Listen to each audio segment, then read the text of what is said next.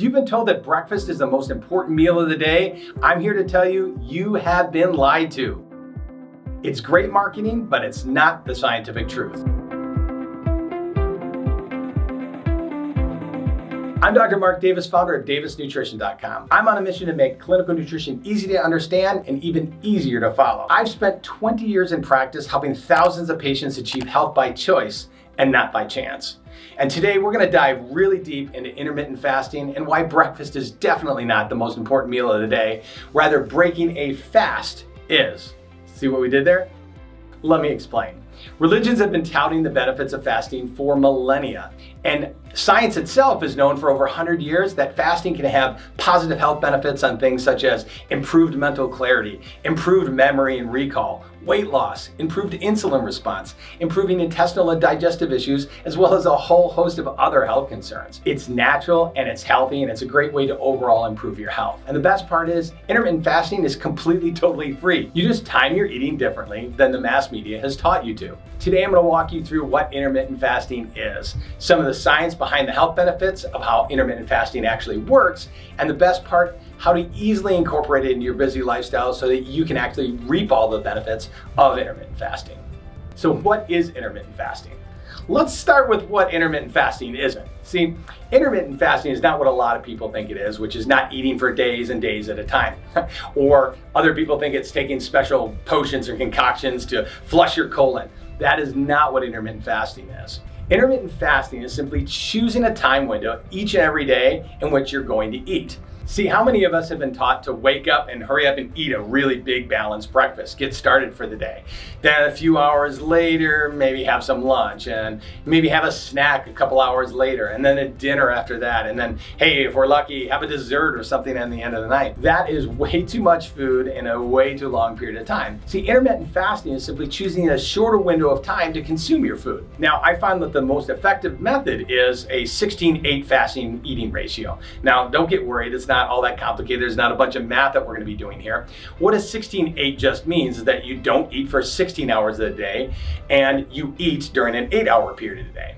Now, my favorite window for eating is somewhere between 12 o'clock and 8 o'clock. What that means is you have the last food of the day at 8 p.m. and you can start eating during the day at noon. So between noon and 8 are the time periods in which you're consuming all your foods, and at the end of 8 o'clock, you don't have anything until noon the next day. Now, you're probably thinking you're gonna be ravishingly hungry in the morning. And while that may actually happen initially for the first couple of days, you're gonna be amazed at how soon, after a week or so, your body adapts and you're not even gonna miss breakfast at all. You won't wake up hungry and you won't even think about eating until around lunchtime. But the key is you're going to have to stick to intermittent fasting for a couple of weeks to get to that point. There is a science to why this actually happens. It's not just, your body getting used to it. See, when you're in a fasted state, your body burns fat for energy. Those fat cells, which scientists refer to as adipose cells, they secrete a peptide hormone called leptin. Now, this cool little hormone that really few people even talk about does a few really cool things.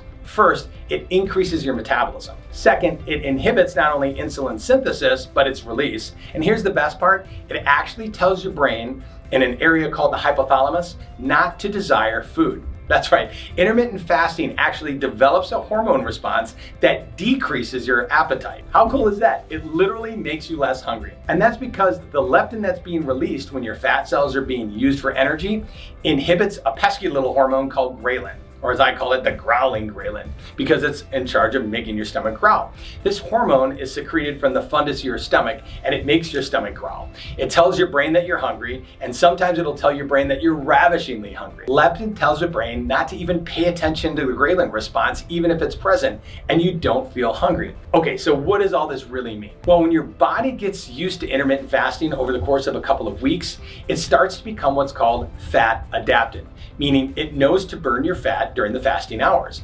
And when it's burning your fat, it increases your metabolism, your insulin decreases, your hunger subsides, and you get the health benefits of weight loss, improved mental performance, and improved sugar regulation. All because you made the decision to change when you eat. Now, if you really want to supercharge your results, also change not only when you eat, but what you eat.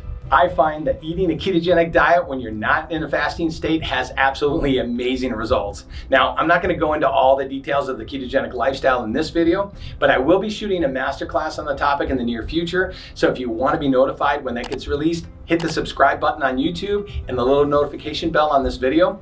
It's free, and then you'll also get notified when that masterclass is released. So now a few words of caution about intermittent fasting. Understand that initially you are going to feel hungry. This is going to pass for the reasons that I've described previously. But you may also have this feeling of being tired or a little hazy feeling for the first couple of days. Please don't panic. Just follow the simple tips that I'm about to share with you, and it's going to help minimize some of those not so great feelings in the beginning. But stick with it. You're going to be able to have those health benefits further on down the line. I promise you, just stick with it. So tip number 1. Make sure you're drinking lots and lots of water. Now, this is true during the fasting time, but it's also true during the times when you're eating as well. Water is important for all metabolic processes in the entire body, but it also helps flush out the toxins that are being released when you burn fat. See, your body stores toxins in adipose or fat tissue, and when you burn that fat during the fasted state, these cells release these toxins back into the circulation, and it's possible that these toxins may be responsible for some of those not so great symptoms that you're feeling when you first start fasting. So just remember, add a lot of water in while you're doing fasting. Now, you may even want to add a tiny pinch of Himalayan sea salt, a pink Himalayan sea salt, into the water. This will help with electrolyte imbalances, and ultimately it'll help with cellular metabolism as well. But here's the point: drink lots and lots of water when you're fasting. All right, tip number 2. When you're in the fasted state, meaning you're not in the eating time window, try having 1 ounce of organic apple cider vinegar diluted in water as soon as you get up in the morning. Now, this doesn't break your fast. In fact, it actually does the exact opposite. First thing it does is it helps satiate or control those early morning hungers that you might have. But it also boosts the metabolic benefit of the fasted state to take effect a lot more quickly than it would without the presence of the apple cider vinegar. Now, this is not one of those things that you absolutely have to do while doing intermittent fasting, but it definitely is a hack for those early days when you first get started and are trying to get into that fat adapted state. Tip number 3, enjoy coffee. Coffee does 2 really cool things. It helps stimulate your metabolism, and it also encourages fat burning. Not bad, right? Now, the key here is it must be black. No cream, no sugars, no sweeteners. Now, this might be a challenge if you're used to making these creamy, sugary coffees, but adding even 1 ounce, just a little bit of milk or cream, is going to break your fast, and you're not going to get all the benefits of having that fast for the extra hours that you would have otherwise. So, waking you up, increasing your metabolism, and helping burn fat, I think coffee's a great add. Tip number 4, work out in a fasted state. So if you're going to do your fast between 8 p.m. and noon the next day, generally it's best to work out when it's convenient for you in the morning. Working out during this time is going to continue to encourage fat burning for energy in a process called lipolysis. Without question, this is going to help with weight loss if that's one of your health goals. Well, hey, wait a minute. Don't I have to eat protein immediately after my workout to get those gains? Heck, the commercials even tell us you got to drink milk right afterwards, right? That's just great marketing. It's not 100% scientifically accurate for a vast majority of people. The reality is protein synthesis that builds muscle after a workout literally occurs for up to 24 hours after the workout. In most cases, you just waiting a few hours after your workout to break your fast and consume protein is not going to have a negative impact on your gains at all. But at the same time, you're going to get all the positive health benefits from the intermittent fasting that you've been working so hard at. So I definitely wouldn't worry about waiting a couple hours after your workout to start breaking the fast.